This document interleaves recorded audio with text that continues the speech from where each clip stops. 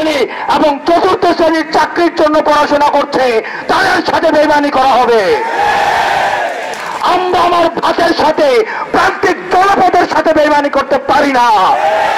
সেজন্য যতক্ষণ না পর্যন্ত সকল গ্রেডের কোটার বৈষম্যমূলক কোটার যৌক্তিক সমাধানের সুস্পষ্ট নির্দেশনা নির্বাহী বিভাগ থেকে আসছে, ততক্ষণ পর্যন্ত ঢাকা বিশ্ববিদ্যালয়ের কোন সচেতন শিক্ষার্থী রাজপথ ছেড়ে পড়ার টেবিলে ফিরে যেতে পারে না। আপনাদেরকে সতর্ক করছি, ঢাকা বিশ্ববিদ্যালয়ের কিছু স্পাইনলেস শিক্ষার্থী, আমি তাদেরকে বলি না, কিছু স্পাইনলেস ফুড ফেটিশ এনিমেল রয়েছে, যারা আজকে দেখা যাবে হাইকোর্টের রায়ের পরে দেখা যাবে বিজয় মিছিল নিয়ে বেরিয়ে গিয়েছে। আপনি তাদেরকে কখনোই আন্দোলনে পাননি, আপনি তাদেরকে কখনোই মিছিলে পাননি, আপনি তাদেরকে কখনোই কষ্ট করতে পাননি। তারা এই পুরো সপ্তাহটা শুরু করে বাইদের কেটে গিয়েছে, কিন্তু আজকে যখন হাইকোর্টের রায়টি বের হবে তাদেরকেই দেখা যাবে আজকে মিছিলের সামনে বিজয় মিছিল নিয়ে বেরিয়ে গিয়েছে। এই স্পাইসলেস এনিমেলদেরকে আমরা বলতে চাই, আপনারা সাধারণ শিক্ষার্থীদের সাথে বেইমানি করতে পারেন না।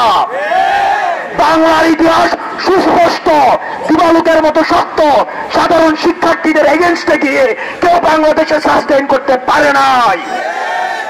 আমরা ঘোষণা করতে চাই, এখনো সময় আছে। সাধারণ শিক্ষার্থীদের আন্দোলনে জুজু না খুঁজে, সাধারণ শিক্ষার্থীদেরকে ভয় না দেখিয়ে, সাধারণ শিক্ষার্থীদেরকে জুজু না দেখিয়ে আপনারা সাধারণ শিক্ষার্থীদের আন্দোলনের সাথে অংশগ্রহণ করুন এবং আমরা সমন্বিতভাবে বিজয় মিছিল নিয়ে পড়ার টেবিলে ফিরব। নির্বাহী বিভাগের দৃষ্টি আকর্ষণ করছে, আপনার সন্তানরা রাস্তায় থাকুক, সেটা নিশ্চয়ই আপনারা চান না, আমরাও চাই না।